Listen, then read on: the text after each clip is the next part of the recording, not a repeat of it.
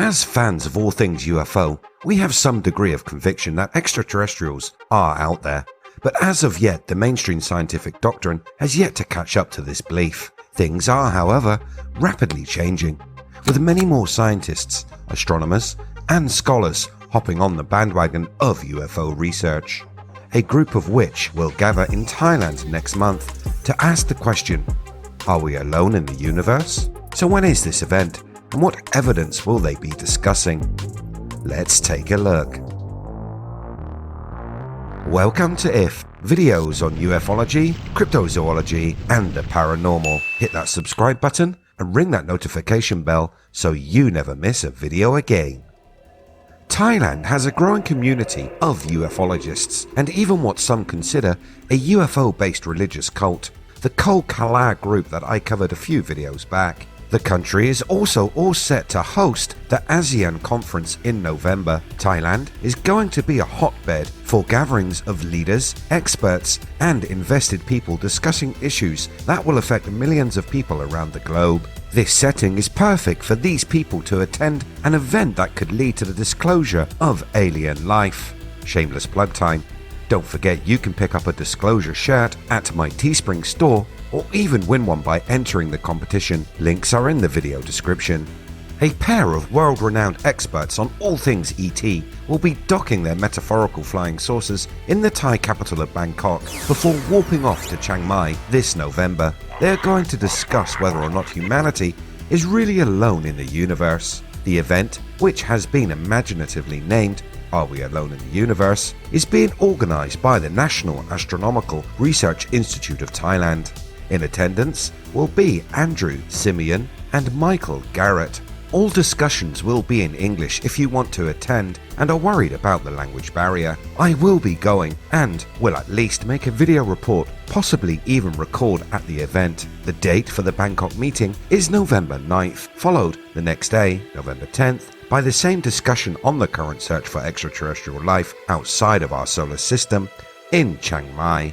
The credentials of the two main speakers are exemplary, with Andrew Simeon being the director of the UC Berkeley SETI Search for Extraterrestrial Intelligence Research Center, as well as the US's SETI Institute, the organization we are all familiar with that funds the search for extraterrestrial life. He also heads the research program, the Breakthrough Listening Project, a well-funded endeavor that is using state-of-the-art telescopes to search for communications coming from the deepest, darkest regions of space. The second speaker, Michael Garrett, also possesses an impressive resume. He is the director of the University of Manchester's Jodrell Bank Centre for Astrophysics, as well as the university's astrophysics head. This, along with being the vice chairman of an International Academy of Astronautics, SETI Permanent Committee. Thailand will also be fielding some of its experts on the subject, with Sarad Hoshyachinda, executive of the National Astronomical Research Institute of Thailand, speaking at the event. If you are in Thailand and want to attend the event, it is not expensive, with an entrance price of 200 baht at the Bangkok talk and 150 baht at Chiang Mai. The November 9th talk will be from 2 p.m. to 4 p.m. at the auditorium on the 6th floor of the True Digital Park in Sukhumvit Soi 101, Bangkok. Registration starts at 1:30 p.m, but you can reserve your seats in advance at the link I posted in the video description. The Chiang Mai talk is the next day and will begin at about 6 p.m. and will be held at the Princess Sirindon Astro Park in Mai Rim district. Registration for that event starts at 5:30 p.m, but again, if you fill out the form in the provided link, you will be able to reserve your seat. So what types of topics can we expect to be raised? Maybe a good opening topic would be the recent claims that alien life was found on Mars back in the 1970s.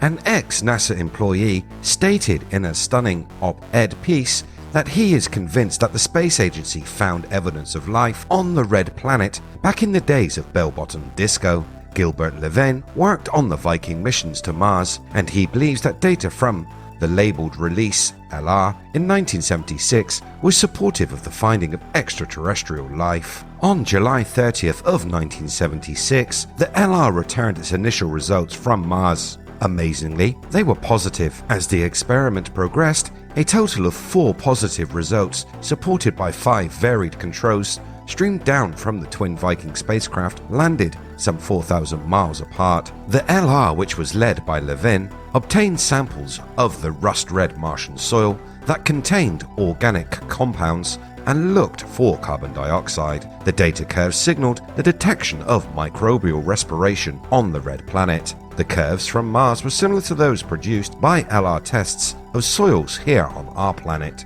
It seemed we had an answer to that ultimate question. The astonishing results seemed to indicate that the carbon dioxide was being regenerated, possibly by microorganisms, the same type of process that happens here on Earth. Levin writes in his article, "Life on Mars seemed a long shot. On the other hand, it would take a near miracle for Mars to be sterile." NASA scientist Chris McKay once said that Mars and Earth have been swapping spit for billions of years, meaning that when either planet is hit by comets or large meteorites, some ejector shooting into space, a tiny fraction of this material eventually lands on the other planet, perhaps infecting it with microbial hitchhikers. Some Earth microbial species could survive the Martian environment, and this has been demonstrated in laboratories. There are even reports of the survival of microorganisms exposed to naked space outside of the International Space Station. The story of the organisms that were said to have been found on the ISS was covered in the video linked above. Levin is critical of the space agency for not following up on the LR findings, even if NASA concluded that it found a substance mimicking life but not life. Inexplicably, over the 43 years since Viking, none of NASA's subsequent Mars landers have carried a life detection instrument to follow up on these exciting results. He continued, "Instead, the agency launched a series of missions to Mars to determine whether there was ever a habitat suitable for life and, if so, eventually bring samples to Earth for biological examination." Missions in 2012 and 2018 made by the Curiosity rover and the InSight lander detected a surprising spike in the levels of methane, and that has not yet been explained. Last year, the space agency made the announcement that it had picked a landing spot for its upcoming Mars 2020 mission, and that rover would not include life-detecting testing equipment. SAM Principal Spaceflight Center investigator Paul Mahaffey of NASA's Goddard Institute commented on the issue, saying, "With our current measurements, we have no way of telling if the methane source is biology or geology or even ancient or modern. On Earth, methane is produced both biologically and geologically." Levin has pleaded for the space agency to put life detection experiments on the next Mars mission, this making it possible for them to hunt for life. In keeping with well-established scientific protocol, he also wants an independent group of scientists to review the Viking LR data. Maybe NASA are unwilling to do this because they already know what will be found. They want to hide the evidence for some reason. Events like the one that will happen in Bangkok this November can help put pressure on the notoriously secretive organization to reveal what they really know. People today are more than ready for the truth, and with so much new evidence constantly being found, the discovery of alien life, microbial, or more evolved life forms would not be some earth-shattering event like is imagined by many in power.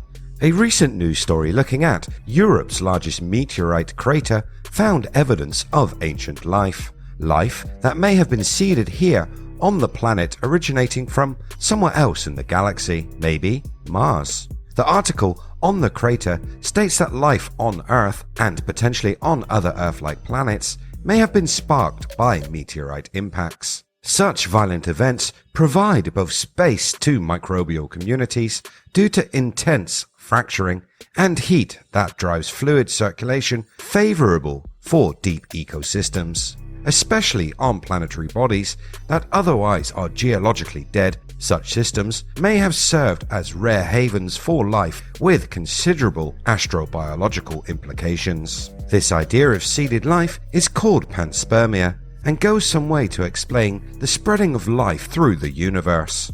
So, do you think this event will provide more information moving us closer to full disclosure? Will you be attending the event? If you are, maybe we can meet up. Let me know your thoughts on the question, are we alone in the universe, in the comments below. Don't forget that the competition is still running. Click the video linked in the end cards. And, as always, if you like what I do here on the channel, hit that red button, like and share. You can catch the latest by searching We Are If. Thanks so much for watching. I'll see you next time.